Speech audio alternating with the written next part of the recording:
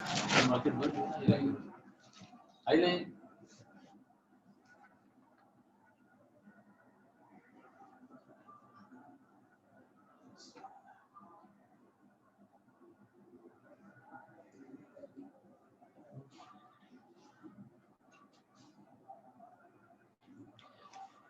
اللہ الرحمن الرحیم۔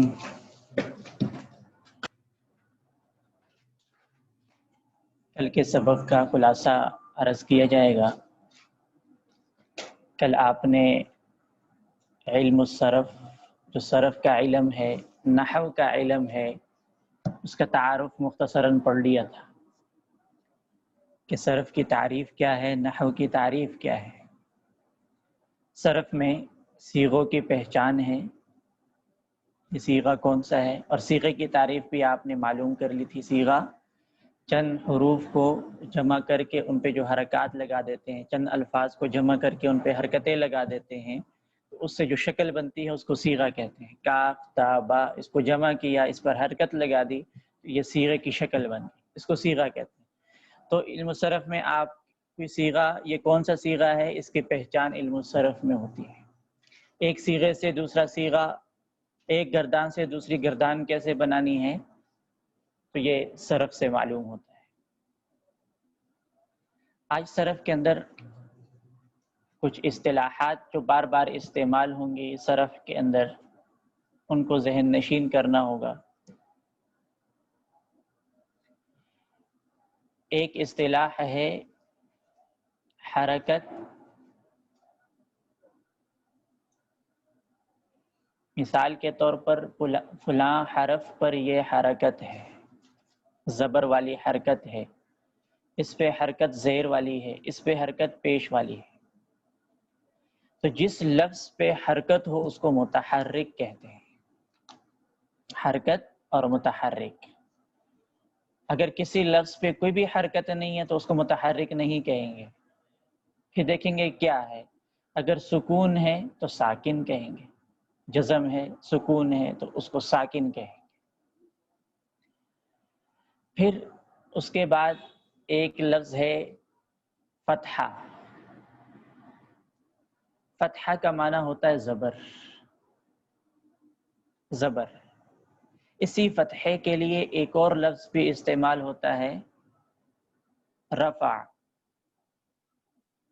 نصب، نصب، نون صاد با، نصب، فتحہ، نصب۔ فتحہ زیادہ استعمال ہوگا صرف میں، فتحہ استعمال ہوگا صرف میں، اور نصب استعمال ہوگا نحو میں۔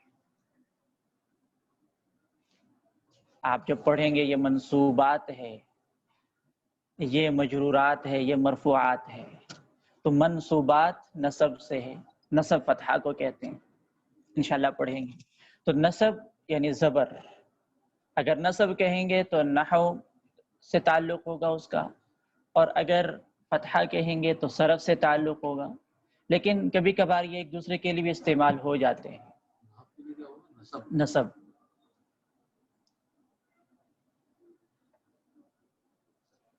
اور جس حرف پر زبر ہے اس کو مفتوح کہیں گے، مفتوح، مفتوح، میم فا تا واو ہا۔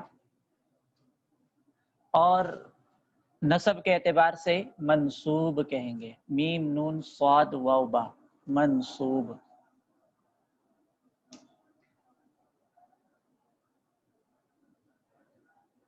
یہ ہوا زبر کے اعتبار سے الفاظ کے معنی، یعنی زبر کے لیے جو لفظ آتا ہے عربی کے اندر فتحہ ہے، اور جس حرف پر وہ زبر ہو تو اس کو مفتوح کہتے ہیں، یہ صرف کے اعتبار سے، اور نحو کے اعتبار سے نصب اور منصوب۔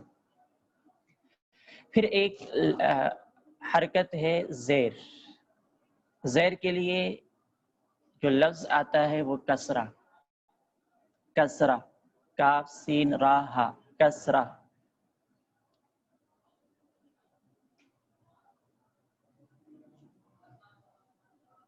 اور نحو کے اعتبار سے اس کے لیے جو لفظ آتا ہے وہ ہے جر، جیم را، جر۔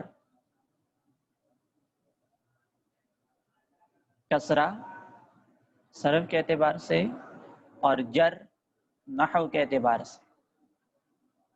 تو جس حرف پر کسرہ ہوگا تو وہ لفظ کہلائے گا مکسور، کسرہ کے اعتبار سے مکسور، مکسور۔ اور نحو کے اعتبار سے اس کا نام جر ہے، زیر کا نام جر ہے، تو جس لفظ پر جر ہوگا اس کو کہیں گے مجرور، مجرور۔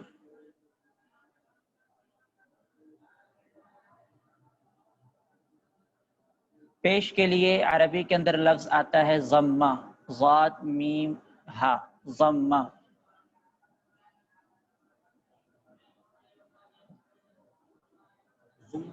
ضمہ، ضمہ، ضاد کے ساتھ، ضاد کے اوپر زبر، ضمہ۔ اور نحو کے اعتبار سے اس کا جو نام ہوگا وہ رفع، رافعین، رفع، رفع۔ اب جس حرف پر رفع ہوگا یا ضمہ ہوگا یا یوں کہ پیش ہوگا، تین نام ہو گئے اردو میں، پیش، صرف کے اعتبار سے ضمہ، نحو کے اعتبار سے رفع۔ جس حرف پر یہ پیش ہوگا، رفع ہوگا، ضمہ ہوگا، تو رفع کے اعتبار سے مرفوع کہیں گے اور ضمہ کے اعتبار سے مضموم کہیں گے۔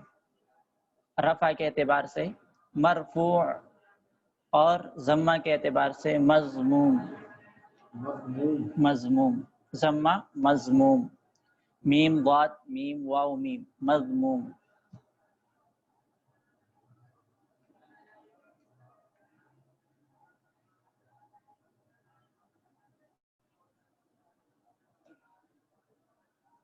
پھر جیسے آپ قرآن حکیم پڑھتے ہیں تو اس میں چند آپ اصطلاحات ویسے بھی پڑھ چکے ہوتے ہیں، جیسے تنوین ہے، دو زبر دو زیر دو پیش کو تنوین کہتے ہیں۔ لیکن جس حرف پر تنوین ہو اس کو کیا کہتے ہیں عربی کے اندر؟ اس کو منون کہتے ہیں، منون۔ جس حرف پر تنوین ہو اس کو عربی کے اندر منون کہتے ہیں، منون۔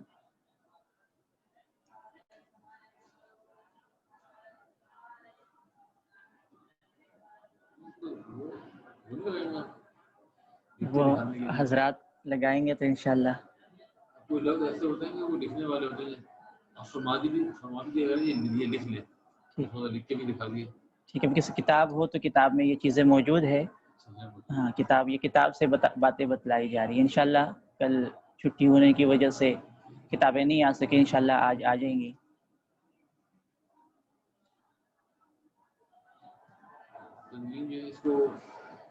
دو زبر دو زیر دو پیش کو تنوین کہتے ہیں، اور جس حرف پر یہ تنوین ہو اس کو منون کہتے ہیں۔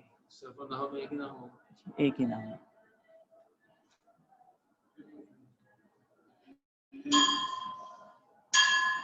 اور اس میں تھوڑا سا آگے جا کر نا انشاءاللہ جب آپ مزید جائیں گے، اس میں آگے جائیں گے، معرب اور مبنی کے مباحث انشاءاللہ پڑھیں گے۔ ابھی آپ کو نام اجنبی لگ رہے ہیں، معرب کیا ہے، مبنی کیا ہے، تو اس اعتبار سے پھر رفع اور نصب جر اور ضمہ فتحہ کسرہ اس کی تھوڑی سی پھر ایک اور تقسیم ہے، وہ انشاءاللہ وہاں عرض کروں گا۔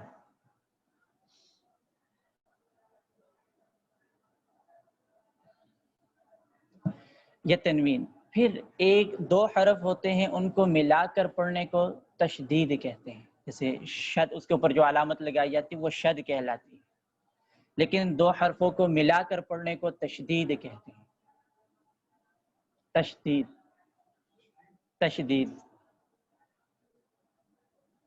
اس کے اوپر جو علامت ہوتی ہے اس کو شد کہتے ہیں۔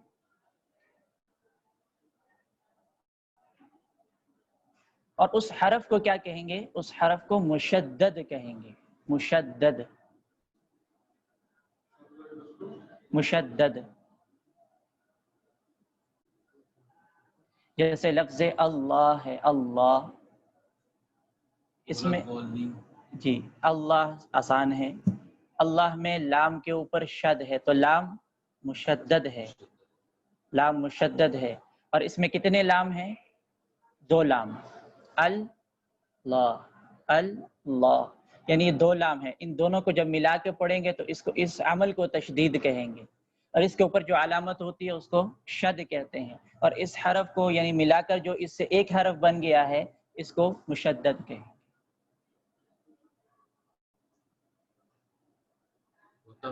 یہ مشدد ہوا جی وتب، اس میں با یہ مشدد ہے، اور یہ دو حرفوں سے مل کر یہ بنا ہے انشاءاللہ۔ یہ آگے جا کے یہ بھی آپ پڑھیں گے کہ یہ اصل میں کیا تھا، یہ پھر مل گیا ہے، یہ کیوں مل جاتا ہے آپس میں، انشاءاللہ عربی میں گرامر آپ اسی لیے پڑھ رہے ہیں۔ تب اصل میں کیا تھا، پھر اس کو ملا کر کیوں پڑھتے ہیں۔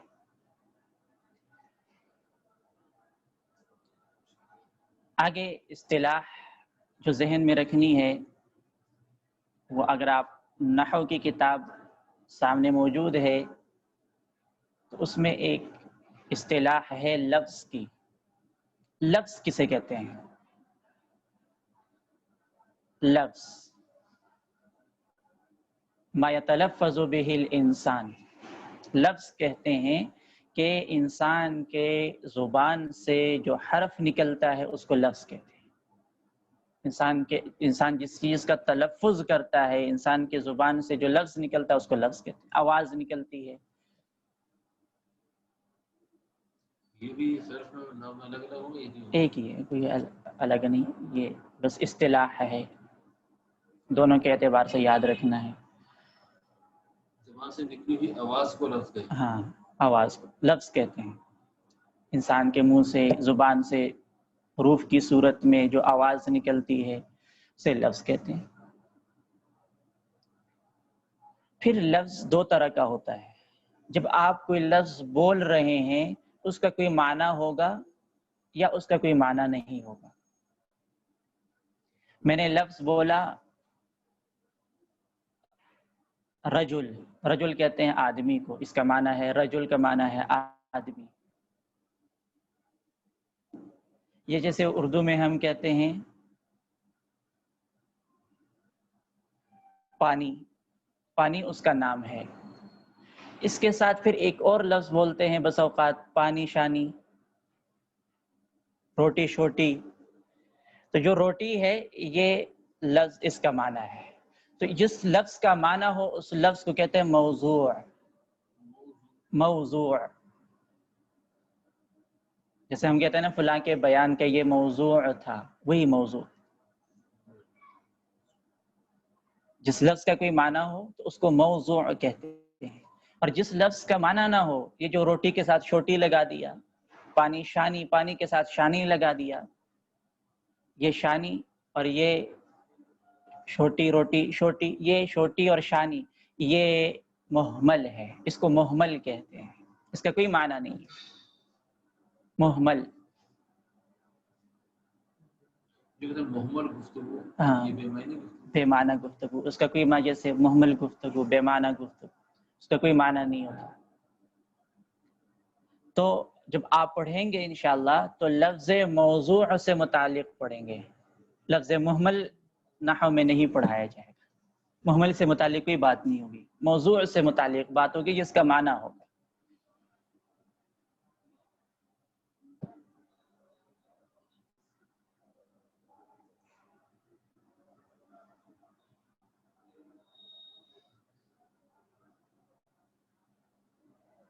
یہ لفظ موضوع جس لفظ کا معنی ہو اس کی دو قسمیں ہیں، اس کی دو قسمیں ہیں، نمبر ایک مفرد، نمبر دو مرکب۔ مفرد، مرکب، الفاظ سے ہی معلوم ہو جاتا ہے، مفرد جو اکیلا ہو، مرکب جو کئی چیزوں سے مل کر بنا ہو۔ تو مفرد اکیلا لفظ، تنہا لفظ جو ایک معنی کے لیے استعمال ہوگا اس کو مفرد کہیں گے، تنہا لفظ جو ایک معنی کے لیے استعمال ہوگا اس کو مفرد کہیں گے۔ اور مرکب جو دو یا زیادہ کلمات سے مل کر بنے، مرکب جو دو یا دو سے زیادہ کلمات سے مل کر بنے،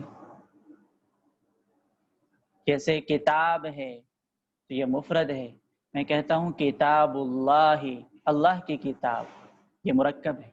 کتاب اللہ دو الفاظ سے مل کر اس کو مرکب کہتے ہیں. لفظ اللہ اکیلا ہو تو مفرد ہے، لفظ کتاب اکیلا ہو تو مفرد ہے، جب مل جائے گا تو مرکب بن جائے گا. کتاب میں لفظ بہت سارے ہیں لیکن معنی ایک ہے، اس وجہ سے مفرد ہے. لفظ کی آپ نے تعریف پڑھی جو انسان کے زبان سے آواز نکلتی ہے، کتاب، اس کو لفظ کہیں گے. اب اس کو حرف کو لفظ نہیں کہیں گے، یعنی کاف کو لفظ نہیں کہیں گے اور تا کو لفظ نہیں کہیں گے، الف کو لفظ نہیں کہیں گے، با کو لفظ نہیں کہیں گے. نحو میں یہ بات یہ دونوں سے متعلقہ بات ہے. تو کتاب میں نے الفاظ میرے زبان سے نکلے کتاب تو یہ لفظ ہے. لفظ نکالنے کے لیے کوئی لمٹ بھی ہوتی ہے کہ اتنی لمٹ میں جو لفظ نکلے گا وہ ہوگا. اب ایک آدمی کتاب اچھا اور ایک آدمی اسی ہوتا ہے یا بس اسی طرح نہیں، کوئی لمٹ نہیں ہے اس میں. بس یہ دیکھنا ہے اگر وہ لفظ اکیلا ہے تو مفرد ہے، اگر لفظ دو یا دو سے زیادہ الفاظ اس میں آ جاتے، 3 الفاظ اس میں آ جاتے تو پھر مرکب بن جاتا ہے. جیسے میں نے کتاب اللہ کہا. تو یہ جو کاف تا الف با ہے ان کو حروف کہیں گے، ان کو اب لفظ نہیں کہیں گے. ہاں اگر آپ ان کی الگ الگ ادائیگی کرتے ہیں، کاف با الف تا وغیرہ وغیرہ، تو پھر یہ الفاظ بن جائیں گے، پھر یہ خود بخود الفاظ بن جائیں گے. اب پھر جب ہم کہیں گے کاف اس میں کتنے حروف آ گئے؟ کاف الف فا. تو خلاصہ عرض کر دیتا ہوں آج کے سبق کا. چند یہ اصطلاحات ہے جن کو ذہن نشین رکھنا ہوگا. انشاءاللہ بار بار یہ اصطلاحات استعمال ہوں گی. جب آپ ذہن نشین فرما لیں گے تو آگے جب اسباق چلیں گے تو اس میں آسانی رہے گی، مشکلات پیش نہیں آئیں گی انشاءاللہ تعالی. تو حرکت زبر زیر پیش کو حرکت کہتے ہیں اور جس حرف پر حرکت ہو اس کو متحرک کہتے ہیں. پھر فتحہ زبر کو کہتے ہیں صرف کے اعتبار سے، اور نصب نحو کے اعتبار سے زبر کو کہتے ہیں. تو جس حرف پر یہ فتحہ یا نصب ہوگا تو نصب کے اعتبار سے منصوب اور فتحہ کے اعتبار سے منصوب کہیں گے. کسرہ زیر کو کہتے ہیں اور اس کے لیے دوسرا نام صرف کے نحو کے اعتبار سے جر ہے. تو جس حرف کے نیچے زیر ہو تو اس کو کسرہ کہیں گے، صرف کے اعتبار سے تو مکسور کہیں گے اس حرف کو، اور مجرور کہیں گے نحو کے اعتبار سے. پھر ایسے ہی ضمہ ہے، ضمہ اور رفع پیش کو کہتے ہیں. تو جس حرف پر یہ ہو تو اس کو مرفوع یا مضموم کہیں گے. اور پھر تنوین، 2 زبر 2 زیر 2 پیش کو جس حرف پر تنوین ہو اس کو منون کہتے ہیں. اور تشدید ایک طرح کے 2 حرفوں کو ملا کر پڑھنے کو کہتے ہیں. اور مشدد جس حرف پر یہ شد ہو اس کو مشدد کہتے ہیں. پھر لفظ جو انسان کے زبان سے جو کلمات کی صورت میں، حروف کی صورت میں جو آواز نکلتی ہے اس کو لفظ کہتے ہیں. پھر لفظ 2 قسم کا ہے، یا تو اس کا معنی ہوگا یا نہیں ہوگا. اگر لفظ کا معنی ہوگا تو موضوع ہے، اگر لفظ کا معنی نہیں ہے تو مہمل ہے. پھر لفظ موضوع کی 2 قسم ہے، ایک مفرد ہے ایک مرکب. مفرد وہ ہے جو تنہا لفظ ہو، اور مرکب وہ ہے جو کئی کلمات سے، کئی الفاظ سے مل کر جو بنے، جو کلام بنے، اس کو مرکب کہتے ہیں. بس آج یہیں تک کافی ہے انشاءاللہ، باقی انشاءاللہ کل جہاں تک کوئی بات سمجھ نہ آئی تو پوچھ سکتے ہیں. صرف زیادہ مشکل ہے، بہت زیادہ مشکل ہے. آپ کے لیے دماغ سمجھنا پڑے گا. صرف پہلے ہے پھر نحو ہے. اچھا